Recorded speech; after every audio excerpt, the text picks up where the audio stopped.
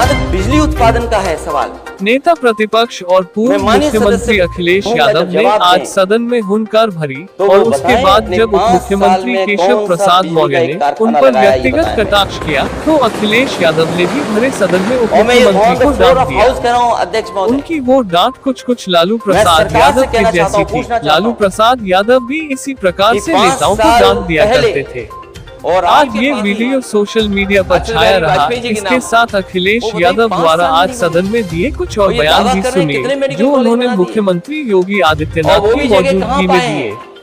आज अखिलेश यादव सदन में अपनी पूरी गौ में दिखाई दिए। आप नई जगह नहीं ढूंढ पाए। जहां तक बिजली उत्पादन का है सवाल, मैं माननीय सदस्य कहूंगा जब जवाब दें तो वो बताएं अपने 5 साल में कौन सा बिजली का एक कारखाना लगाया, ये बताएं मैं। और मैं on the floor of house कह रहा हूं अध्यक्ष महोदय, मैं सरकार से कहना चाहता हूं, पूछना चाहता हूं कि 5 साल पहले और आपके 5 साल में उत्तर प्रदेश को कितनी बिजली बढ़ाई है।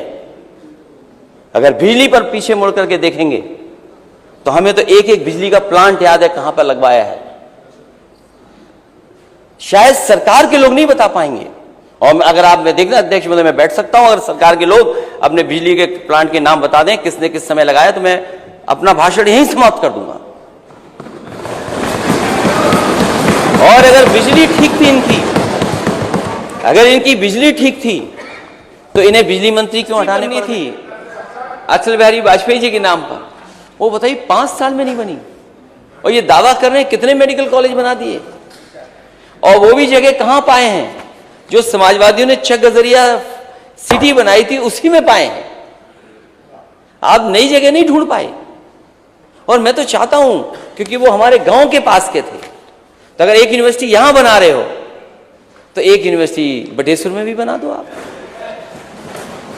और बनाना चाहिए आपको।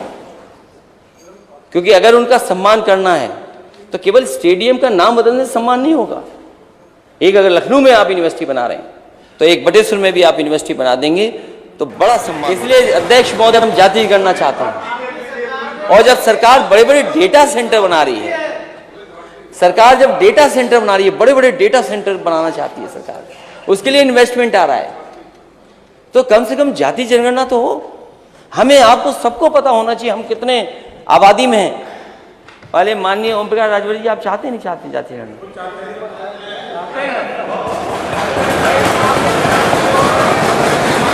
यहां सदन में बैठे लोग सब चाहते हैं। वो हमारा उनका है मसला। 108, 102 एम्बुलेंस। अध्यक्ष महोदय, कल खबर आ रही है कि एम्बुलेंस में आग लग गई और एक मरीज था, कौन था, एक उसमें जान चली गई उसकी। ये मेंटेनेंस है सरकार का। अगर 108 में, 102 में जो हमारी इमरजेंसी सर्विस है उसकी हालत क्या कर दी।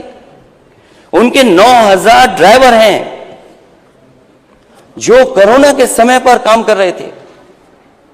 उन्होंने अपनी परवाह नहीं की, अपने परिवार की परवाह नहीं की। उन्होंने परवाह की अगर किसी की तो वो उत्तर प्रदेश की जनता की। वो 108 रोके नहीं, लेकिन आज पता लगा कि सब ड्राइवर हटा दिए गए हैं। पता लगा है कि रात में चलती नहीं एम्बुलेंस। मैं ये सरकार से जानना चाहता हूं कि कम से कम 5 साल में आपने एम्बुलेंस कितनी बढ़ाई? 5 साल बाद नए उप मुख्यमंत्री, डिप्टी सीएम अस्पताल में जब जाते हैं तो वो कहते हैं मैं शर्मिंदा हूं व्यवस्था को देख करके। सोचिए 5 साल का आपका कार्यकाल, और डिप्टी सीएम जब हॉस्पिटल देखने जाएं तो हॉस्पिटल में व्यवस्था देख करके क्या कहते हैं? मैं शर्मिंदा हूं ऐसी व्यवस्था को देख करके। आप सोचिए लखनऊ के अस्पतालों की ओपीडी क्या है। चाहे कोई अस्पताल उठा करके देख लीजिए आप, लंबी सूची है। क्योंकि इसलिए लंबी सूची है जा रहा इलाज कराने के लिए, और इलाज कोई सस्ता नहीं हो रहा, न दवाई मिल रही है, न इलाज के लिए कोई सुविधा है। जो जांचें फ्री थी गरीबों की वो जांचें नहीं हो रही हैं अब जांच। जो पर्चा फ्री था वो पर्चा फ्री नहीं है अब।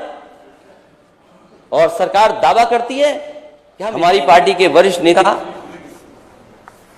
मोहम्मद आजम खान साहब, कितने मुकदमे उन पे लगे। शायद पॉलिटिकल कैरियर में अध्यक्ष महोदय, पॉलिटिकल कैरियर में अध्यक्ष महोदय इतने मुकदमे किसी पॉलिटिकल लीडर पे नहीं लगे होंगे जितने लगाए गए। और ये लगे नहीं, लगाए गए हैं। जिस समय वहां पर मुकदमे लिखाए जा रहे थे, मैंने उन लोगों से बात की जो मुकदमे लिखाने जा रहे थे। मैंने उनसे पूछा कि आखिरकार तुम क्यों मुकदमा लिखा रहे हो। उन्होंने कहा कि हम पे इतना दबाव है कि जिसकी हम कल्पना नहीं कर सकते, और अगर हम मुकदमा नहीं लिखाएंगे तो हम जेल भेज दी जाएंगे। सो सोचिए, सरकार ये कर रही है। सरकार को न्याय दिलाने का काम करना चाहिए, निष्पक्ष होकर के काम करना चाहिए, लेकिन सरकार दबाव बना करके मुकदमा लिखा रही। वहां के जो जिलाधिकारी महोदय थे, मैं उन्हें अच्छी तरह जानता हूं, क्योंकि वो उनको जब उत्तर प्रदेश कैडर में आना था तो उत्तर प्रदेश में कैडर में लाने के लिए उस समय समाजवादी सरकार ने ही काम किया था। मैंने उनसे खुद फोन पे बात की और मैंने उनसे कहा कि ये बहुत समाज के लिए काम कर रहे हैं, कोई अपने लिए काम नहीं कर रहे हैं। अगर यूनिवर्सिटी बनाई है तो समाज के लिए बनाई है, उन्होंने अपने लिए यूनिवर्सिटी नहीं बनाई है। और वो इस पीढ़ी के लिए तो है ही है, लेकिन आने वाली पीढ़ी के लिए यूनिवर्सिटी बन रही है। आप क्यों उनके खिलाफ कार्रवाई कर रहे हो? नहीं करनी चाहिए आपको कार्रवाई। लेकिन जिलाधिकारी का जिस तरीके का बातचीत थी, मुझे लगा कि किसी दबाव में वो काम कर रहे हैं। मैंने उनसे कहा कि आपको उत्तर प्रदेश में लाने का काम समाजी सरकार में हुआ था, लेकिन हमने आपसे कभी कोई गैर कानूनी काम नहीं कराया होगा, कभी दबाव नहीं बनाया होगा।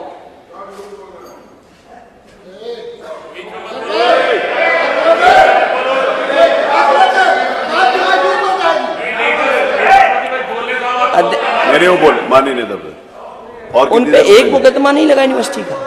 और कैसे मुकदमे लगे? किताब चोरी के, जानवर चोरी के, ये खैर अभी न्यायालय से हमें मदद मिली है। अध्यक्ष महोदय, हमें न्यायालय से मदद मिली है और हमें उम्मीद है न्यायालय पे हमारे नेता के साथ न्याय होगा। हमें न्यायालय पे भरोसा है। किसने बनाई? आपने बनाई? बताइए बताइए। फोर लेन किसने बनाई? बताइए माननीय सदस्य। मैं आप कृपया करके आपस में डिबेट नहीं करें। कृपया करके नेता प्रतिपक्ष पूर्व मुख्यमंत्री जी को ये बता दीजिए, ये 5 साल सत्ता में नहीं रहे, आगे 5 साल के लिए फिर विदा हो चुके हैं। 2027 में चुनाव आएगा, मैं तो यह मानता हूं कि फिर कमल खिलेगा, फिर आपका अभी कोई भविष्य इस समय नहीं है। लेकिन सड़क किसने बनाई है, एक्सप्रेस किसने बनाया है, मेट्रो किसने बनाई है? जैसे लगता है आपने सैफई की जमीन बेच करके ये सब बनवा दिया है।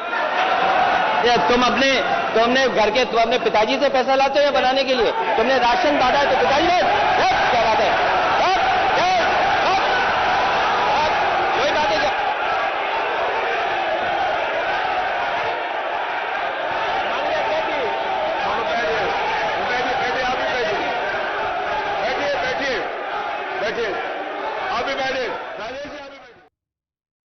और भी न्यूज़ देखने के लिए हमारे चैनल बोलना तो है को सब्सक्राइब जरूर करें और बेल आइकन को जरूर प्रेस करें।